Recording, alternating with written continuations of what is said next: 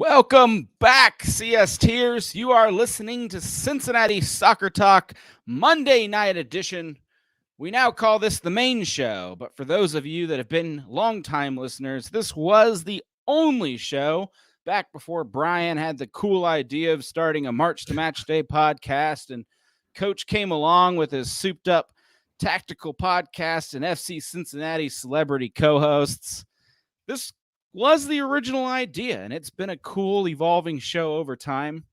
And I like that it hasn't lost its meaning, its flow.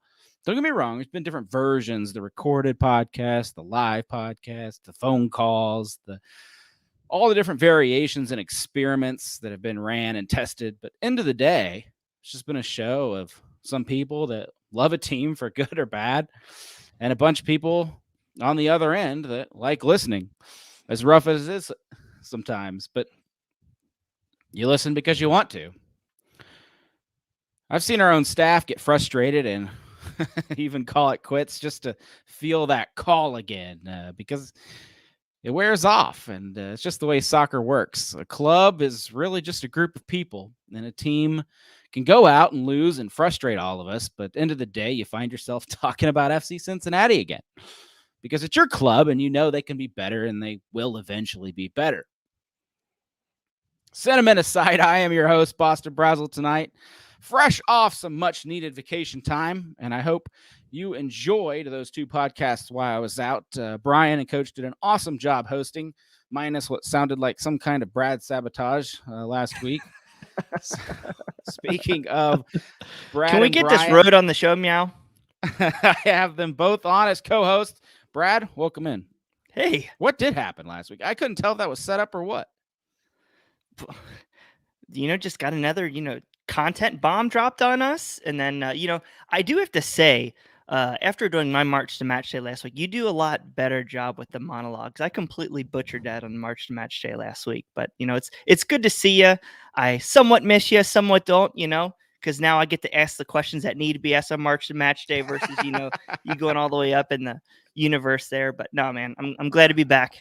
Yeah, I thought you'd do better without me really dragging down the show with the 10-minute speeches that don't get to anywhere fast. So I just moved them over here, and now we start the podcast about 10 minutes later than we normally would. Bri, how you doing, man? Long time no see. Doing well, buddy. Just kind of like this season, I think the three amigos here, we got to act like Tyrone, Marshall, and just get this half-dead pony to the finish line and, call it a day. So now I'm excited. We got 1 month to go. Wanted to see some little bits of positivity out of this bunch. Saw some this week. Saw quite a bit of negativity, but as well. But I'm excited, man. We're turning the page officially on October 4th. The Chris Albright era begins, and I couldn't be more excited to have a third rebuild of this MLS franchise in 3 seasons, going into 4th. So, this club does not lack for content. I'll tell you what. So glad to be here. Yeah, we have a good show for you tonight. Brian's lined up an awesome guest host that's going to give us a lot more about Chris Albright than I think the three of us know combined. And that's really, hopefully, you'll find that educational. But first, we have a new patron supporter, and we want to give Mary Lou a shout out. She signed up, I thought, because of the new direction the show is taking, because there's us and Subs is gone, and Mary Lou was inspired. But no, she said she loves Coach Goff's show with Justin Hoyt. So no Brian, no Brad, no Boston, but Coach is carrying CST for us. That's good. Mary Lou, we do appreciate you and your support. We'll have to steer it extra towards Coach's show. I won't let Brian get his grubby hands on it. We're also sponsored by SwearOX. Rehydrate with the new SwearOX, 0 sugar, 0 calories, power of 8 ions will speed up your recovery time. I have it here. They sent it to us, and it's pretty freaking awesome. Definitely been splurging on SwearOX for the last several weeks, and we really appreciate that sponsorship. It helps keep us going. Best and worst, guys. FC Cincinnati drops 2 games this week. They have solidified their spot in the wooden spoon for now. I need you to find the best though, Bri. I'll tell you what, man. I don't think that. As I said, we had 2 games to look at. If you looked on social media, I think you'd see that I was really banging that gong for Isaac Atonga. But I would say just being able to get new center back Tyler Blackett out on the field was my best for the week. Excited to see what we can do. Had some pretty good emergency reactions there. His soul isn't crushed like Jeff Cameron and Gus Vallecilla, so I guess that's also a positive. But overall, I was pretty happy to see Tyler Blackett out there, and I guess you could take this as either a plus or a minus for my worst of the week. But we just have no other viable right back option right now. And it breaks my heart. You're putting Castillo out there midweek versus Toronto, putting Hagelin out there again. It's truly amazing. And hopefully we'll talk about it a little bit later tonight, but just how important Joe Jaap is for this club. And this is a guy who we were talking about, 6-8 weeks ago of trying to bring somebody in over him. So maybe that sets a little bit of perspective for us. But yeah, I mean, just how much this club miss him, and I think that keeps banging the drum for how worse off we are without him. We got some technical difficulties. No, just a person that doesn't know how to unmute himself. But I saw that in the rundown. I want to get to that later because I think that is an interesting topic about Joe Jaap. Brad, what's your best and worst? I got to say my best for the week was the little cameo. We got to see Akimi at the back. The guy's got some sauce. I really like that. I think he's still a little bit lost where it comes to what he needs to do on the field, but there were a couple times where he tried to take some players on. I really like that. I also got to piggyback on what Brian said. Tyler Blackett, even though I caught some steam last week saying I don't understand the wisdom behind that signing, I still don't understand the wisdom behind that signing as far as bringing in a new GM and sticking him with a high payroll player. But I think the guy's, definitely has some talent. So plus side there. I think the downside, Caleb Stanko was pretty damn bad. I think it was really bad. I hope we just don't see him again. And I think kind of picking back off what Brian said, through these 2 matches with Tyrone Marshall, I think you've seen how poor the roster build was. And, they've ditched the Kubo at the central defensive midfield, at least from the get-go, the last 2 matches. And you've really seen us struggle with possession through that midfield. So, and then completely playing 2 guys at right back, done at right backs as well. So, scary, but we've got a good guy coming in, hopefully with a lot of MLS experience, a lot of skill around the roster budget standpoint. So I'm looking forward to seeing what he can do here. I see we have Facebook comments coming in. That's awesome, considering it was down for the most of the day and their stock as well. So I'm glad to the moon. A third of our audience can join us tonight. I'm with you. When we left that game, my wife said, I didn't know Stanko was still on the team. I said, you've been at every match. She's like, well, what does that say? So that was an interesting rollout. Blackett, he had a heck of a block. Did you guys see where he spun around and took one to the back?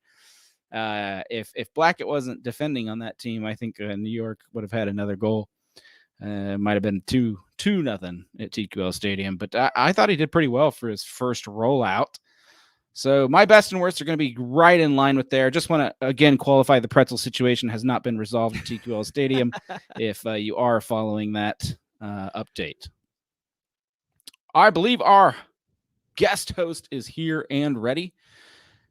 FC Cincinnati's big news, Chris Albright joining as a sporting director. And we want to get to know. We want FC Cincinnati fans to see what we have in store. So we would like to welcome in Greg Oldfield. How are you, Greg? Good. How you guys doing tonight? Thanks for having me on. Doing pretty well. Well, I think FC Cincinnati fans are kind of in this mix of we don't know what to expect. We've been promised great things before. It hasn't panned out. I guess just real quick on the rundown. Philadelphia, how do they play? What can we expect? I think the biggest thing with the Union is just kind of this philosophy that they're gonna play from the back forward. So they've kind of established a solid defense. That's kind of been their goal the last couple of years, defend well. They've been big on the counterattacks, and they've been big on the counter presses. And that's kind of been their philosophy the last couple of years. And that's what's kind of brought them the most success. Andre Blake is obviously their X factor. He's been their best player the last several seasons. So having a guy like that back there certainly helps. And, it's kind of allowed them to build in front of him, which has kind of been their model. Of course, we're going to see the Philadelphia Union this upcoming weekend, and this show will kind of do a double hit here for a match preview as well. As you said, a lot of good going on in Philly, and unfortunately for Cincinnati, you guys will be missing several of your players out to international duty this week. But everybody knows Jim Curtin. He's been one of the best coaches in Major League Soccer. I think he's the second longest tenured coach. Has the style of play been kind of dictated by him, or has it been like Ernst, Tanner, and Albright kind of wanting Curtin to play in this specific style or method? I think a little bit of both. I mean, Curtin's the center back. He's been a defender pretty much his whole life. So I think he has that defensive philosophy. But with Ernst, I think you saw a little bit more of the counter pressing and the emphasis on the counterattack. And I think that's made them a more complete team. So I think in the past 3 years or so, they've been more well-rounded. And I think that's what's kind of led to their success. Defensively, they've been solid. Last year, they were, probably the best team in the league defensively. And, they've been able to score goals at times. And, I think that's been big for them. Just playing well defensively has led to their success. And when they haven't played well defensively, they've given up some soft goals even this year. And that's kind of hurt them. And that's why they've kind of fluctuated a lot in the standings. Of course, we wouldn't be here talking so much about the Union tonight if it wasn't for Chris Albright and, basically him being the second in command to several technical directors, of course, previous owner as well, Nick Skavich. What kind of player profiles has Albright, Tanner, and the Union targeted to make them, so successful? I think the interesting thing about the Union is they've kind of been hitting in some different areas lately. Their academy is only about 6-7 years old, so you're starting to see some of those players come up, and they actually parted with some of their good players in order to get money, so that they could go out and get some of these experienced internationals. So it's kind of been a combination of the homegrowns, which you saw last year with Aronson and Mark McKenzie.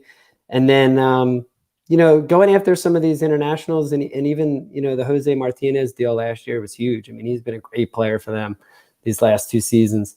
But going after some of those experienced internationals and some of the, maybe in the lower leagues, not necessarily the first division, second division experience.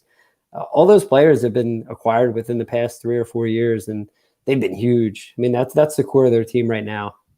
And those players aren't huge money signings. I mean, just to bring in reference of FC Cincinnati, we had Brenner, $13 million. You had Isaac Atanga, $4 million. You had Lucio Acosta at $3 million, plus a bunch of other host of things. You're not talking those same kind of figures for those international signings, are you? No, I mean, they got a lot of those guys for cheap. I mean, they're still, the Union were, I think that last budget, they were like third lowest in the league in budget. And they had to go out and spend a little bit. They got the recent signing was Daniel Gazdag. He was the Hungarian player of the year. And, he's been fantastic. He's just, he's played a full season and a half without rest. So I think that's been the difficult part with him in the transition into the league. But they've been able to do this on a low budget. I mean, Union fans go nuts that they don't spend enough and they don't go after some of those higher priced DPs, but they've been pretty cautious about picking up big names, and they've really targeted players who are going to contribute and, still bring that experience and that quality. And I think that's, it's amazing when you look at their budget and how they've been able to do this. They really are moneyballing the MLS, which is pretty cool.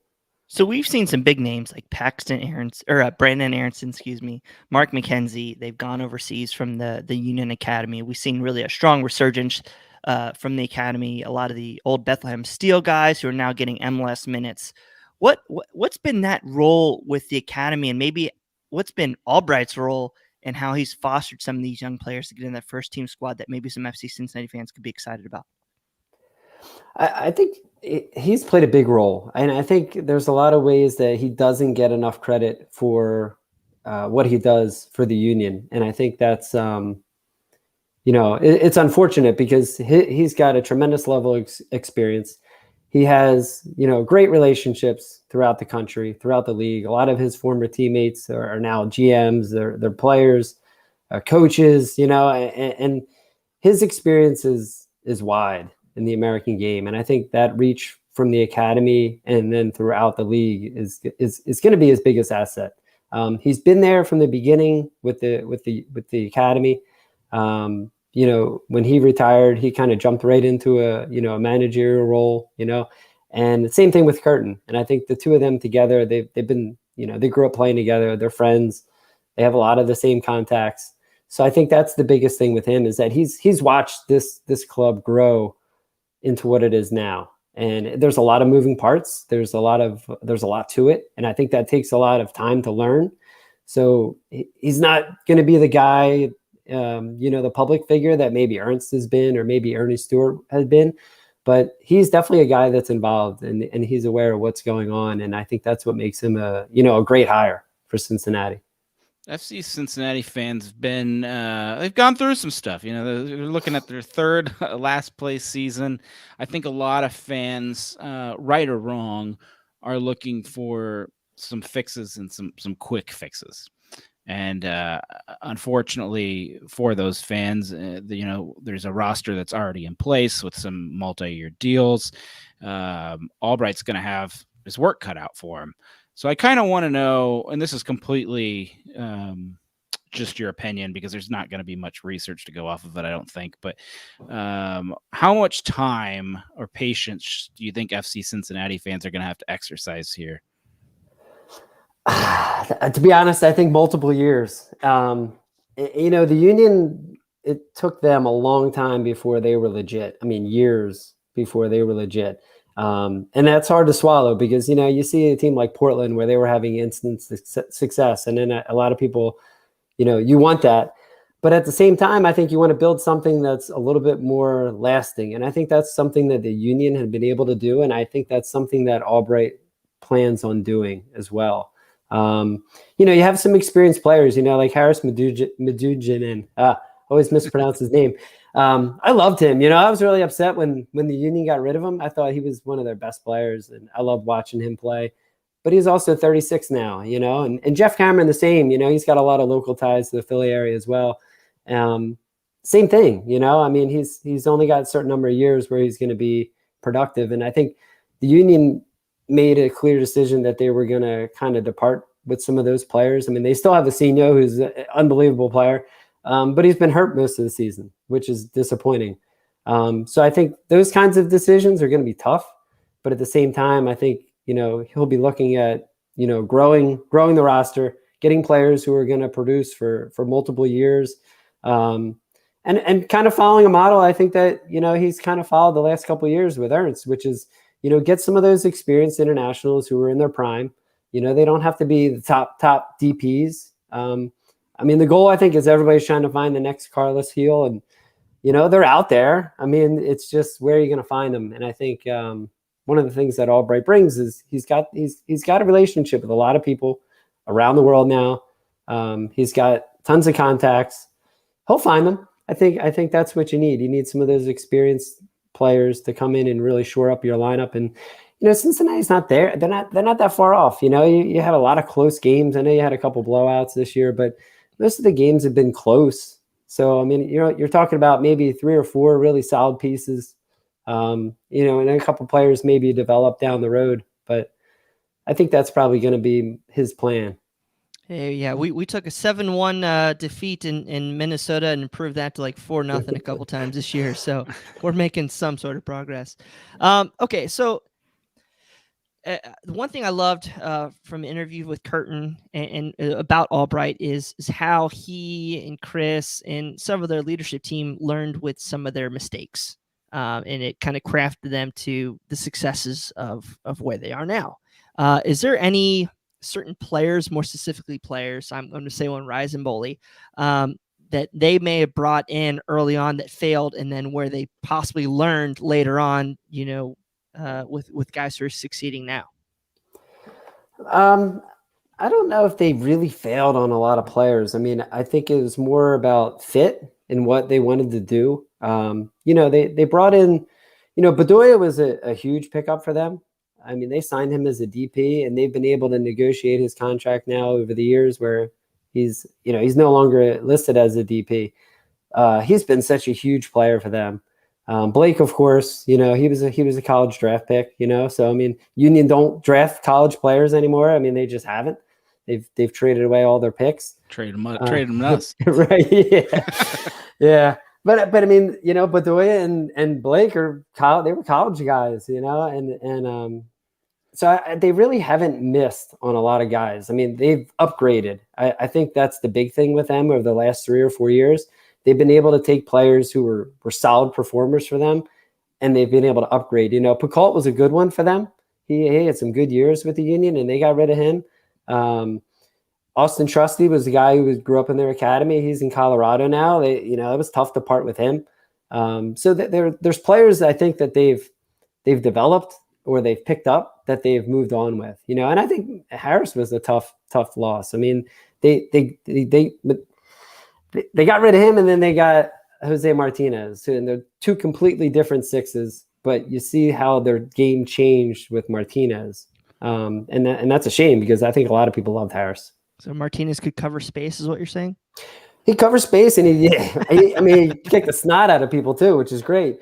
And I think the Philly fans love that. But like Harris, he controlled games. He just, the way he could control a game, you just don't see a lot of that in MLS. You saw it like midweek versus Toronto, how our midfield was just, I mean, taking pails of water and throwing them over the side of the ship, and he comes in with 25 minutes to go, and it just calms down. Yeah.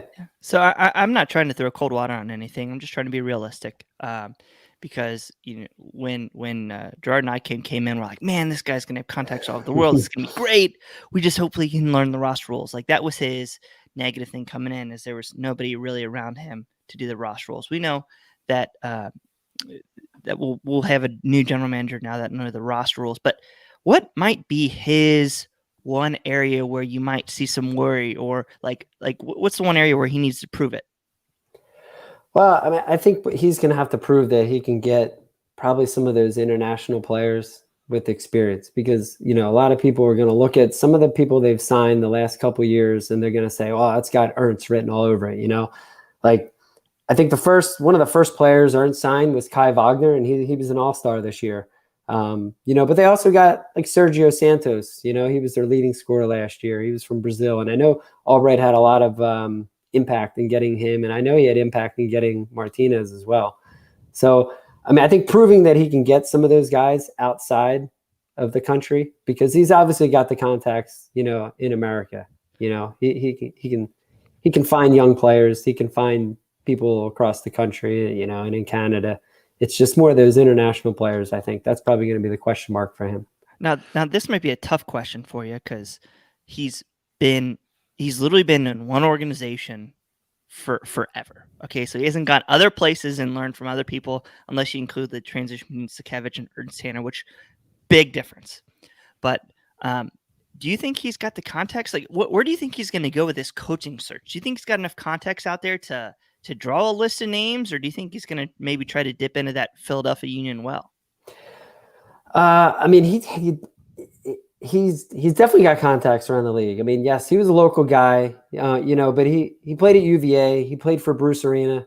No, it wasn't Arena. Arena had left, but a lot of those guys were still around. Ben Olsen was a UVA guy that they're in close contact with. He played at LA for Bruce Arena, I believe. I think it was Arena was there.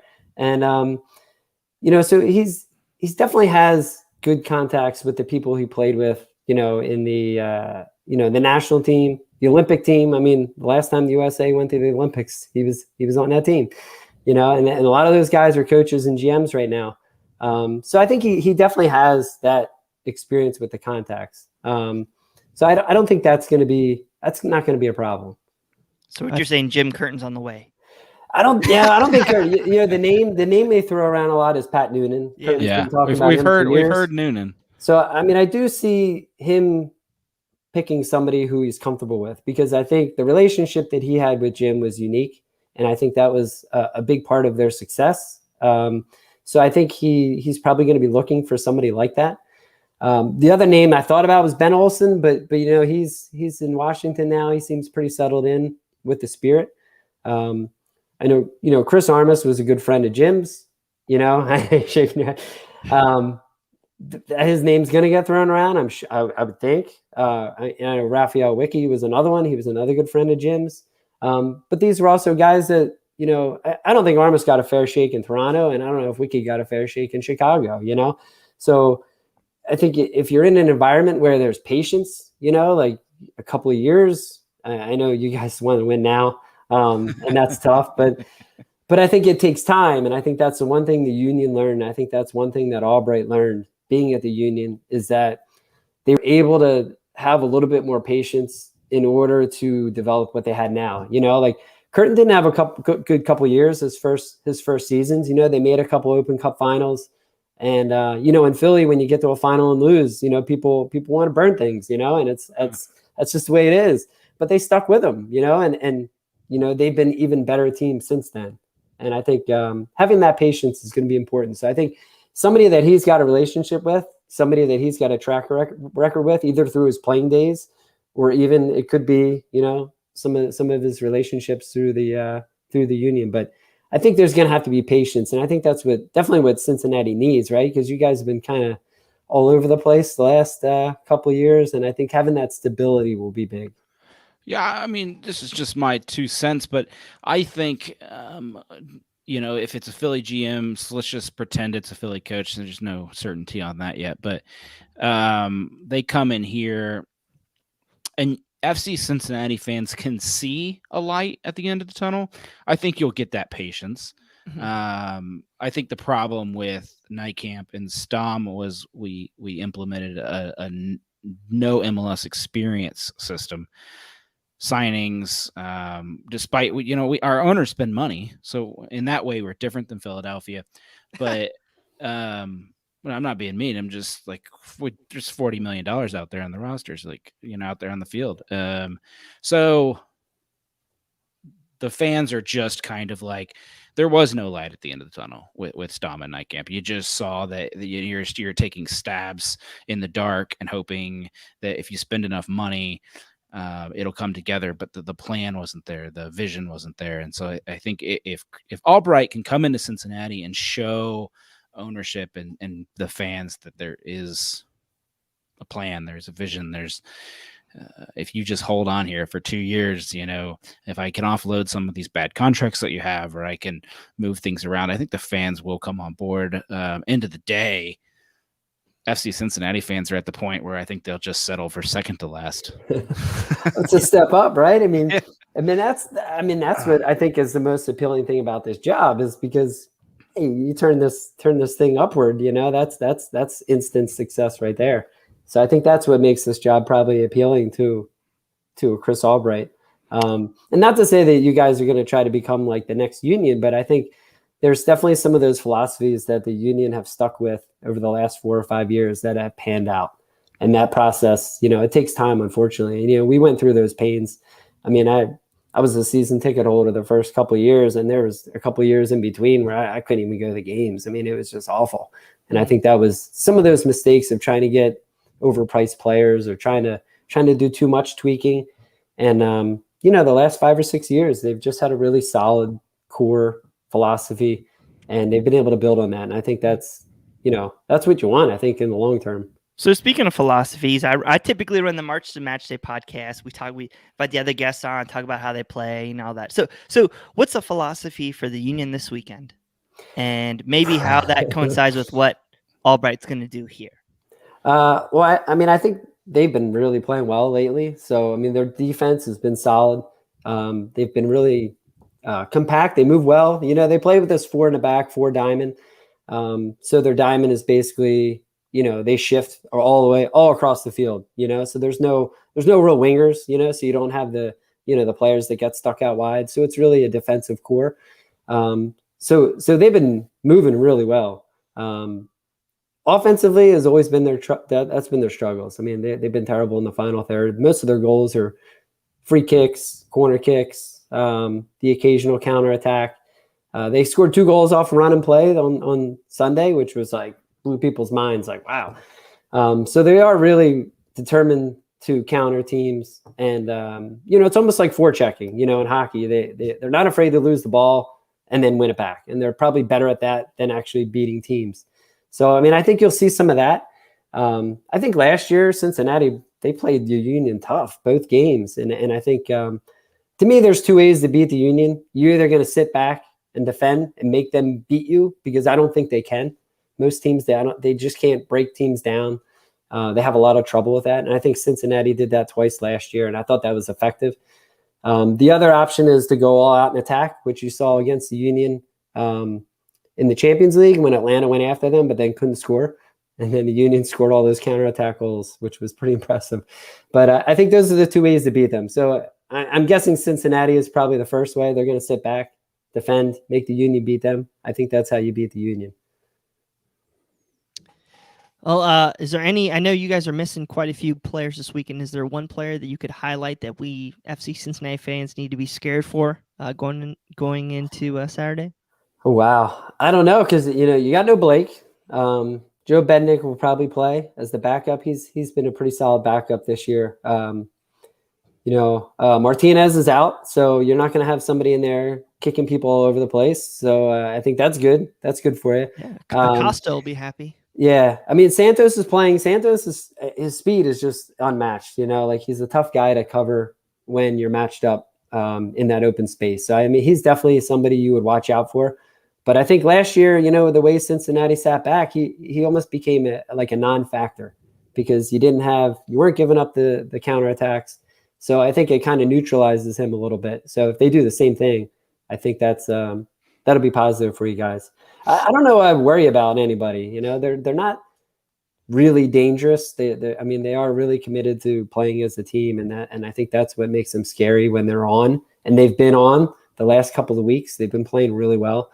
So missing some players really hurts, because I think you're getting them at a time where they've probably put together their best stretch of games within the past, the past couple of weeks. They haven't played this consistent all year. What do you think we could win this game if we stole half your organization right before we played? Kyle McCarthy. It's possible. So to wrap everything up, Greg, are you buying or selling Cincinnati right now? I'm buying. I was excited when I saw some of the guys you signed in the offseason. I was happy, and I think Union fans were kind of like, whoa, like Cincinnati's making moves, which I think is good. So, I mean, I would be happy. The next couple of years, I'm excited for you guys. I mean, I think you're going to be able to build on something. Hopefully you get some stability. But, Albright's experience, and he doesn't get the credit that he deserves in Philly. And I think he's a winner. He's probably our most decorated player from MLS. Like we did an MLS 25, and he's, in the top of that, with Vermees and Ben Olsen and Jeff Lorenowitz. He's got more trophies than all of them. He's a winner.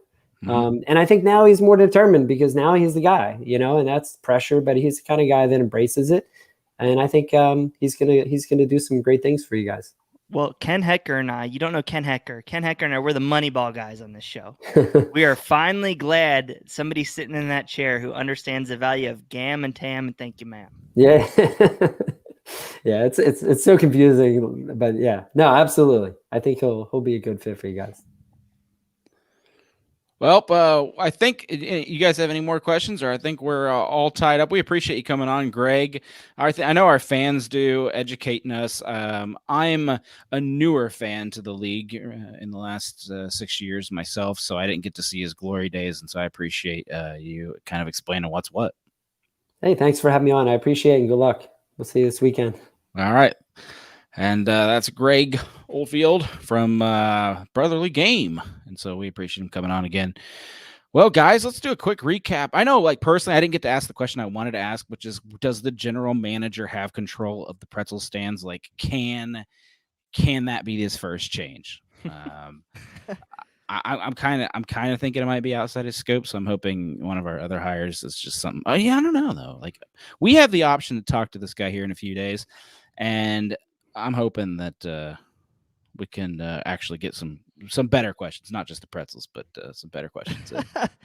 Well, I do like that topic. But I do have to say this. My best friend Joe, he's coming up to see the USA Mexico game. We got tickets today. Woohoo! He's a Philadelphia season ticket holder, and he was telling me, like, when this move happened with Night Camp out, and I kind of ran my initial list past him of potential GM targets, and he told me I was stupid if I didn't put Albright on this list for how much they've done and how much they've sculpted that franchise into an amazing academy, thrifty spend, and knowing how to put pieces together. And I know Ernst Tanner's a very smart man, and he was honestly cleaning up after Ernie Stewart took over that job too. But I'm just excited to see how he can put logical pieces together, because we have so many talented pieces, but they're scattered all over. Yeah. We have a great 10, but our number 9 is not a great hold-up player, and there's a lot of things that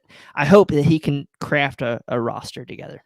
The pessimist in me, I'm looking at all the people on Twitter today, all the national pundits, Taylor Twellman and Tom Bogert, and they're like, best signing, this is a great signing, it's wonderful, wonderful. So, I'm just screenshotting these suckers, so in case something turns sideways here, I can be like, listen, hey, remember this guy here? Hey, no, but for real, if we're looking at this specific move, has there been a move that has been more logical in the last 3 years of FC Cincinnati than this move?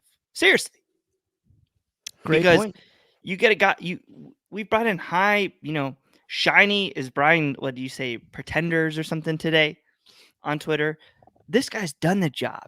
He knows how the league works. Yeah, we would love to get a Peter Vermees in here. We would love to get a Bob Bradley. We'd love to get some of these high profile guys maybe doing some things. But FC Cincinnati right now doesn't need to take any really unnecessary risks. Right now, they need to get a guy who understands this league, who understands all of the roster mechanisms that are always changing too. So I really think it's a solid move. It's just something that's needed. We always try in FC Cincinnati land to hit the home run every single pitch. And more often than not, when you're doing that, you're going to strike out. And so I'm just glad this is like a nice solid double. This is going to lay the groundwork for everything else. And, hopefully that piles on, and you see sustained success. That's why I asked the time question, because you're right. Fans, we're in season ticket renewals right now. Fans are deciding whether it's worth it to them to come back next season and start it. Are you giving them, are we as a podcast, are you guys as co-hosts giving FC Cincinnati time here to make this work, or after 5 games next year? Are you are you wondering? I think it's a question. It's a good question. The head coach just can't come out and tell the fans that we don't know what we're talking about. That's the different. I would say the difference between, Gerard Nijkamp came out and said, "Oh, I need 5 windows," but he made these swings that just didn't fit. Ken Hecker and I have been talking on the budget how it doesn't fit together. We don't see the logic behind every move, and I think as long as we start to see the logic behind the moves, he will then get that leeway, that runway. I don't think we're going to be going, hashtag out, hashtag Albright out, hashtag new coach out next year. After I wrote a Stam out article really early, like April, May, somewhere in there. Remember that? But we didn't see fundamental change. We saw better players rolled out on the pitch than what we had, and you saw the team looked a little bit better. But we didn't see a system of play or anything. I think that's going to be his toughest thing. How is he going to build this team in that first year? Is he going to, and even that second year, is he going to build it around Lucho? Is he going to build it around Brenner? Or is he going to build it around what he wants to do and then try to incorporate players that may not fit in that style? That's a big question. What's going to be his philosophy here? So I'm a little nervous about this because when you look at the signings that he or Ernst Tanner's made in Philadelphia, everybody keeps talking the Nashville model or MLS experienced players, the Dax McCartys, the Walker Zimmermans, to come out, and Philly really hasn't done that. Those domestics have been academy players, and then they've sprinkled in those international pieces that Greg said earlier.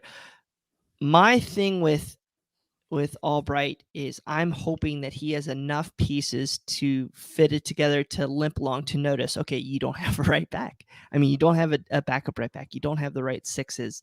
Let's not go out and buy $1 million Makocha. Let's get a guy we know who's going to do something like Victor Yo, man. Kills me every day that we let Victor Yo walk out the door. It's about raising the floor with FC Cincinnati in year one.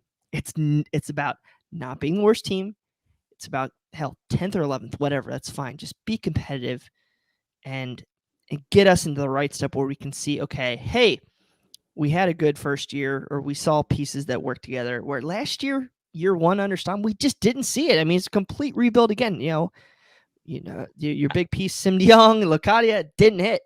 And I think he won't have to go out and buy those two huge pieces like Nightcamp did. He might buy one, but he needs hits right away for those players. And it's not going to be an easy road ahead of him. No, you're right. We have a roster budget that Nightcamp is leaving.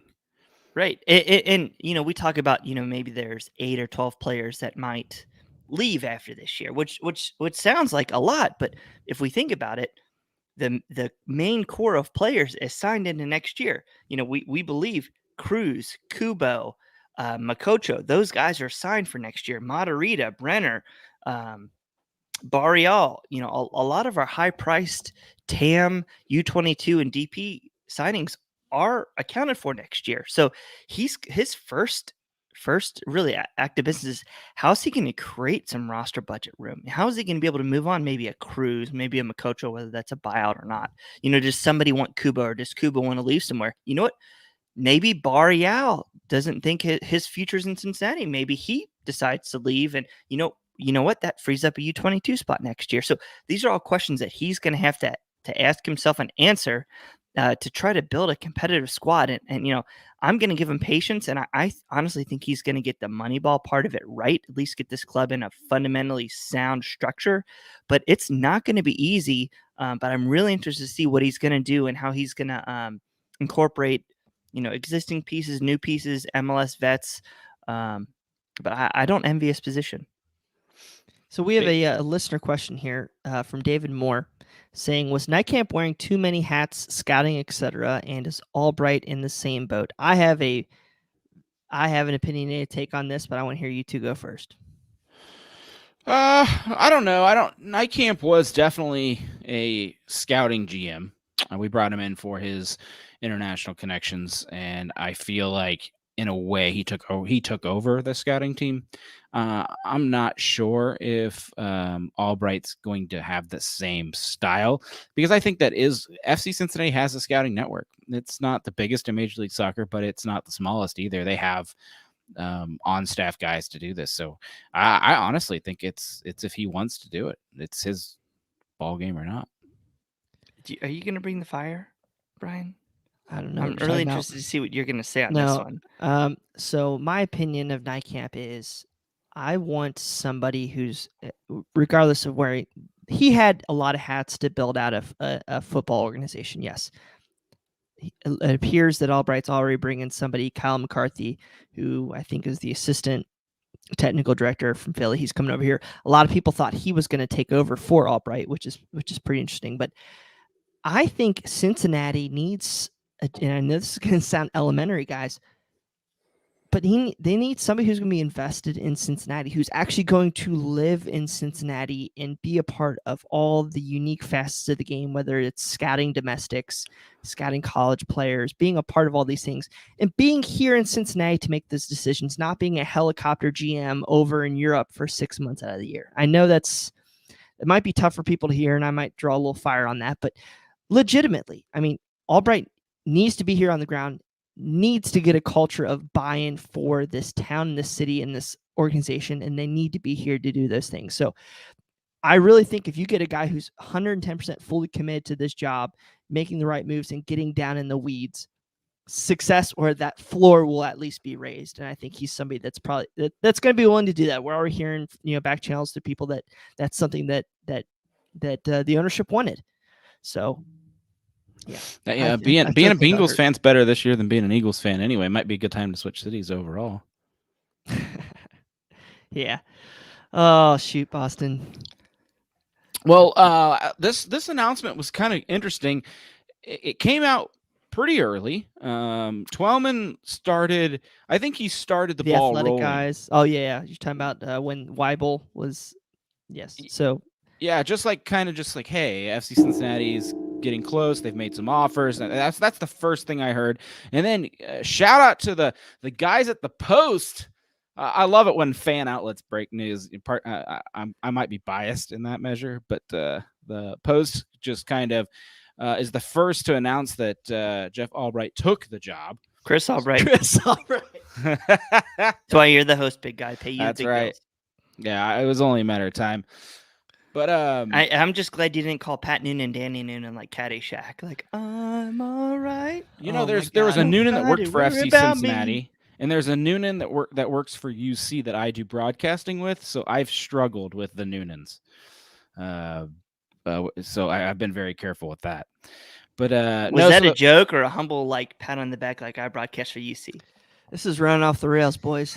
Go ahead. Gotta have a little humor. At the end of the day, I'm just trying to give the Post a shout out. So getting the news that Cincinnati got the deal complete.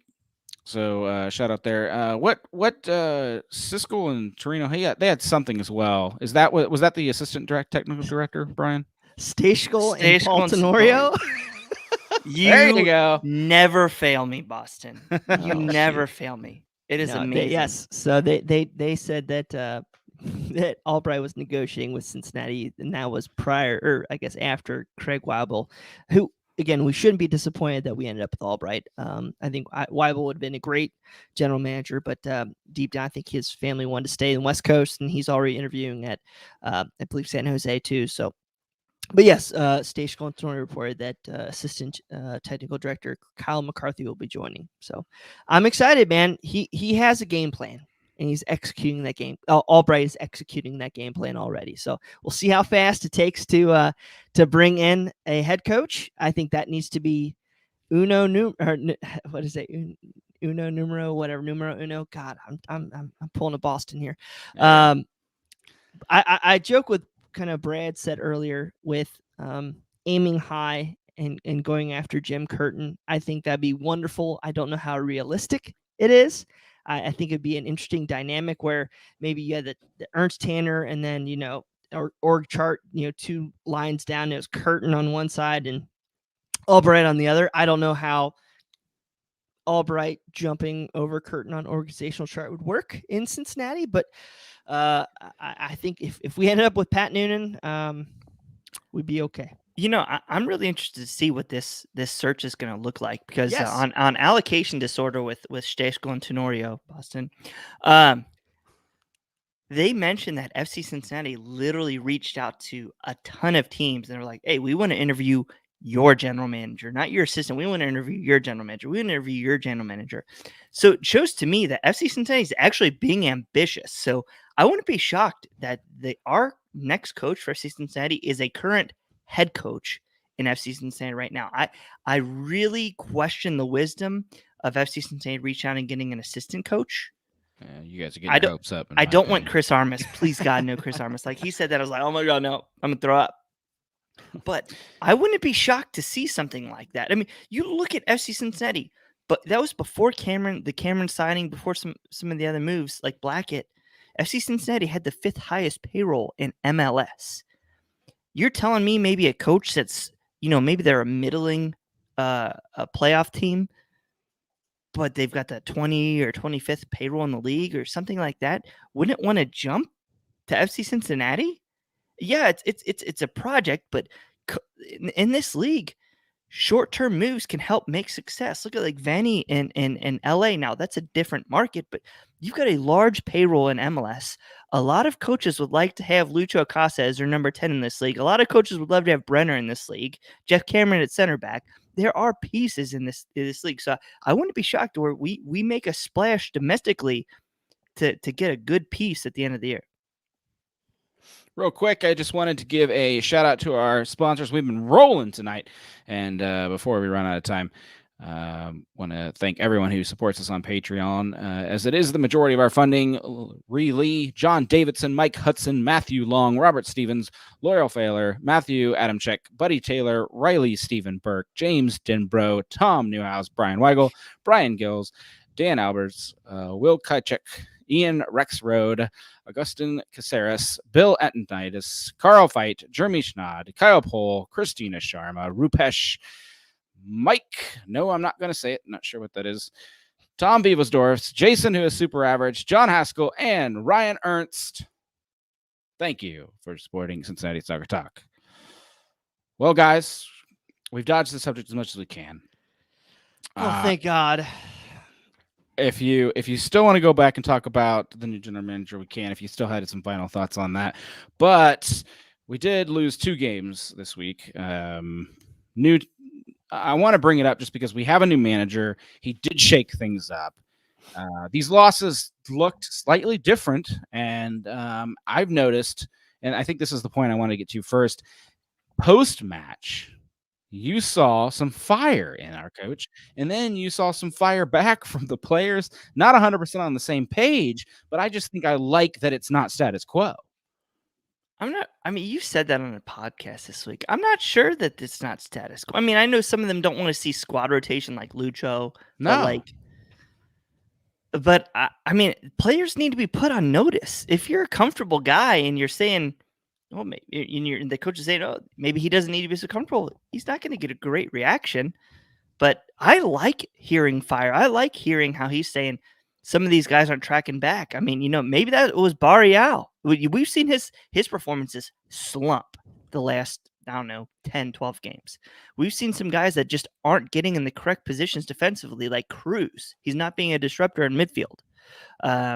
So I really like what Marshall's doing. Hell, if anything, it's showing how he's rolling out this team where he's moved Kubo from the 6 back out to the wing. Like, this team was so far incorrectly built. It's unbelievable. But the players still have a job to do. And, I like that that Marshall's making moves. I love how he put Calvin Harris and Kimi Ordonez on the field in meaningful situations when they're trying to come back. I love how he took a defender off and put an attacker on. We didn't see Jaap Stam do that all year. So I like how he's going for it. I like the attitude. The guy has experience in Major League Soccer. He just needs to go for it. He wants the head coaching job. I'm not saying give it to him, but golly, like, somebody's clap back at the players. Go, clap back at how this team's been run the last 2.5 years. Go for it. Yeah, I think the most interesting experiment, and it's the one it's getting a lot of attention, is Kubo back at winger. And I feel like that's given FC Cincinnati a little bit of teeth. Unfortunately, the side effect of Kubo at winger is that Kubo started to become a decent midfielder. and FC Cincinnati, especially in that New York Red Bulls game where they were getting all that classic New York Red Bulls press, I just felt like could not get that ball forward because they didn't have that midfield connection to push it forward again. So that's the downside of the experimentation, is putting Kubo back in the role he should have been in the first place. Well, now you've got untrained people there in the defense. I guess what Stanko's job was to become the new Kubo. Brian, what'd you think, though? First impressions of Kubo back at the wing. Keep him there, I guess. So here's the thing with what you have now. To me, Isaac Katanga looks like he's really growing into himself in this club on that right wing. He's somebody that we can kind of hoof it to, and he can hold up the play. And if we can get him to pass the ball into an oncoming Brenner or Yuya Kubo, I'm happy how that looks. I think Yuya Kubo is similar. He's technically gifted to to be able to do those quick passes with Brenner and Acosta, but he's still kind of one-dimensional in those ways and not as dynamic. We'll see how he plays on the left wing versus, maybe putting Barrial back there in his natural position. But I know he does also like being the inverted winger on the right. So there's a lot of questions up there. But if anything, kind of what you said, it's just glaring. We have no true good midfielders. I mean, you Cruz, Stanko, Meduna, and I love him to death. But Makocho, I mean, that's 4 guys eating a ton of money that need to be replaced next year. I actually like seeing if Kubo can play the left wing right now. And if I'm the new general manager, I actually want to look at that, because so far this year with FC Cincinnati, I still think the play from Atanga and Barrial has been very inconsistent. But the only consistent thing with FC Cincinnati's offense is the quick passing between Brenner and Lucho. But you know what? Maybe all of a sudden, instead of Lucho hitting a little pass to Brenner, that teams just defend now. They just suffocate those two. You know what? Maybe you get Kubo cutting in from a wing and taking a far shot or something. We've seen he's been effective from distance. Maybe you just get some of these defenses, give him a different look. Maybe you see where Kubo can fit on this team. And then all of a sudden, this offense is not predictable. So I really think that you run Kubo out there. I don't care. Like, we're 5 points behind with 8 matches to go. I don't really see us passing anybody for the wooden spoon. So see what you got, because Kubo is probably going to be here next year no matter what. Is the wisdom at the 6, or is it in the wing? See what you got, but I think, it's only been a game and a half because they moved him back, but I think we need a truly dynamic, transformative player on that left wing. Right. And I don't foresee him being that person, but we got 7 games left. Might as well try him there. You know what? If he does well on the wing the last 8 games, maybe it makes him easier to move. Yeah. Do you understand any team overseas that would we've got 8 years of Kubo on the wing, and then we've got 1 year of him at defensive midfield? What the hell's going on? Why would we take this guy? That's such a unknown right now. Throw him at wing, get some good tape on him. Maybe that helps you move him. I think Kubo's movable, definitely, just because he's performed in really 2 positions now, and even his tape in defensive mid, I think, would be fine, especially as he's improved. But let's get into 2 former FC Cincinnati players come back home. One of them gets a goal. One of them gets taken off at half. What'd you guys think? Gutman, Amaya, who you buying? Who you selling? Amaya looking like Fat Randy out there, and Gutman looking pretty solid. So I think you got to buy Gutman and sell Frankie, and $1 million later, we're looking pretty good for that move. I just think he just looks a little, even talk with some of the New York guys, he just doesn't look fit, and you need to be immensely fit to be in that press system. And that's one thing I kind of want to see how that might be implemented here in Cincinnati. Do we have enough of ability to press and win those balls earlier in the midfield than deeper than in playing out of the back how we have? So respect to Gutman on how he didn't throw shade back at us, but I heard there's some pretty good chance for Frankie this weekend. Gutman took a good goal, no doubt. That was a great play. They caught our defense unbalanced, but golly, he is who we think he is. How many crosses did he hit? Long over everybody. He is who we thought he was. He had a great moment. Love him. Like he's a good guy. He came out this week on social media and said, I really don't think FC Cincinnati is that far behind. They're catching a bad rap, but great goal for him.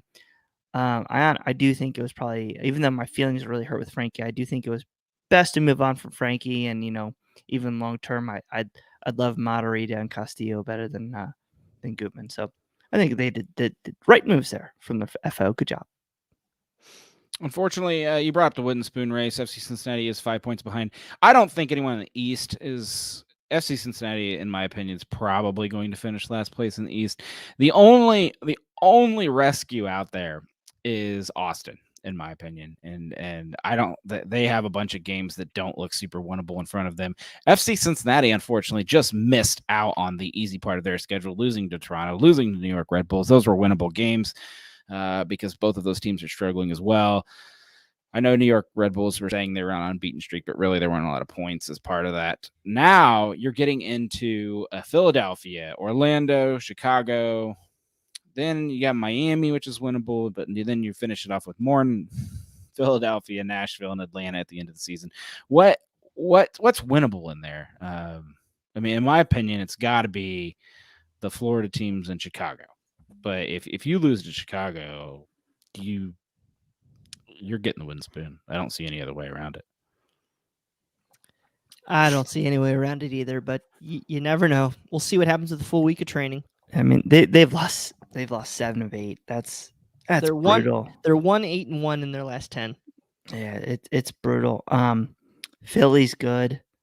You know what? Maybe we repay Miami back at their home, get Chicago here. It does help that we have 5 of our last 7 here at TQL, but it's gonna be. I just want to see like progress, like identifiers. You know, Albright, tell Tyrone Marshall who you want to see, who we want to keep. Throw the young players out there, because you know one of the things that we've missed from the union, we're not producing enough homegrown players yet. And I was telling Brian this the other day, like we need one guy just to jump up and take control of something, whether that's Harris, Kimi, a draft pick that's not on this team, something we're going to need to identify if we're going to make a quick change over to success or not. Because guess what? FC Cincinnati is looking at probably the 2nd pick, 3rd pick, maybe next year. Another generation to do this, play another hopefully impact player. You know, there was that article, I want to say it was on Medium this week. It was from Florian Valleau, and I tweeted it out, and I encourage all of our listeners to go back and read it. You got to do the translate to English from French, but it was with Florian Valleau, and he was talking about Stam, and it was like, you know, Stam really let his assistants do all of training. He gave them hands-on, and then, you know, Stam would come in the night before the game and say, oh, these are our tactics. Like, that's not good when you're trying to bring in a ton of different pieces, which FC Cincinnati's had. We continue to bring new pieces and try to incorporate new pieces. They need more definition, not less definition. You know, and we've heard from some of the guys that the trainings they didn't really see eye to eye in the trainings on how that was helped. I really want to see a style of play, drill that into the players, get some repeating passing lanes, get some idea where the players are going to be on the pitch, and then make identifications of players who you want to keep for next season and not. So that's what I'm really looking for. Wins or losses, I hate to say it, I don't care anymore. I want to see who's going to be here, who's not, and what we can do to start creating a foundation, because we have not. It's been too much change. Yep. Well, Joe Jaap, Brian, I promised you we talked about it. And I don't know if we have time, but real quick, you had an interesting stat on here. 10 games without Joe Jaap, 1-8-1. 10 goals scored. 10 games with Joe Jaap, 2, 3, and 6. Not fabulous, but definitely way better, especially with the draw. I mean, it's 4 points versus 14 points, or no, 12 points. So yeah, I goal scored and all that stuff. I mean, there's a 2-goal difference, and we had a couple shutouts, but I just think the dynamic play that he brings on that right wing just gets that whole side of the attack into it. It changes how people defend, how they counter, and I just think that missing him and his pace and his ability to kind of change things up really hurts FC Cincinnati. Are there better players than Joe Jaap? Certainly, but I think there's a lot of people on this show, and I want to call that out, that we're calling, he needs to be replaced. And I think when you look at certain things, and we can dive down into this more at a later date, that he was pretty valuable for this club. And I mean, you see it in the play of Alvaro Barrial and how much he's fallen off, not having that overlap and that help on that right. So yeah, let's bookmark it. I want to get back into that. We're going to have a lot of off season to talk. And if Joe Jaap stays around next season, I think that's a good point. He's cheap, helps out. Yeah. U.S. men's national team. How many times have we tried to figure out when those tickets were going to be coming out, and they finally are here? If check your email if you haven't checked it yet. A lot more fans than I expected in Cincinnati got tickets, which tells me I think there was a heavy emphasis on putting them out here locally. I did see a lot more declines on the national Reddit page for fans that are outside of Cincinnati. I think it was a little bit harder to get tickets. A lot of them getting the decline letters from like American Outlaws, stuff like that. But if you got them, congratulations. It sounds like all three of us did, which is, I think, luckier Can't than we believe thought. it. Yeah, we were making backroom deals like, I take you if you take me. So yeah, I'm really excited for this. We got 8 seats. If you're gonna get extra seats, I'm telling you right now, FC Cincinnati built this team on community and bringing local fans. If you aren't gonna use your seats, or you've got extra seats, bring friends with you. Let's pack this place out with face value tickets of fans. I mean, like, I just think giving so many people an opportunity to see this game, it's only going to help grow this game in this town. So I'm really looking forward to seeing what we can do. And, I'm looking forward to getting that W versus Dos Acero. Can't wait for it. And Brad said, and this goes for FC Cincinnati too. Just make sure that your seats are used if you can. On the FC Cincinnati side, I know that a $20 ticket versus a $290 ticket are two different things. But see if we can check them out. yeah, $290 ticket. That's what I ended up with because I got a little greedy in that Boston PTO money lying around. Shoot, man, my wife doesn't know yet. I'm a dead man when she finds out I have 4 $300 tickets hitting the credit card tomorrow. I would say Amex loves you, pal. Going to Iceland, coming back here and spending all this money. You got to be getting points out the wazoo, pal. Yeah. Boston's got that zero kids money, Brian. He's got plenty of disposable income. If only those points added up a little bit more. I'm gonna have to find a good friend that wants to pay face value for my other 2 tickets. But can I say something real quick? What was I thinking? Never stopped you before. You gonna clay clock me? Yeah, go ahead for it. No. I just said a minute ago, but when did this team lose community? Seriously, like, I felt like FC Cincinnati was like community. Like, we were all building something, and now I feel like that's gone away. And I just want, I want that feeling back. Like, I want everybody to start getting along together, start feeling like special about this club. And like you mentioned it before with your belt. There was a ton of seats all over the place this weekend that were unused. And I know we want to get our money back, but let's start growing this thing again. There was a really cool photo on Twitter this week about it was a lady. She brought her baby, and the baby had headphones on, and it was all cute.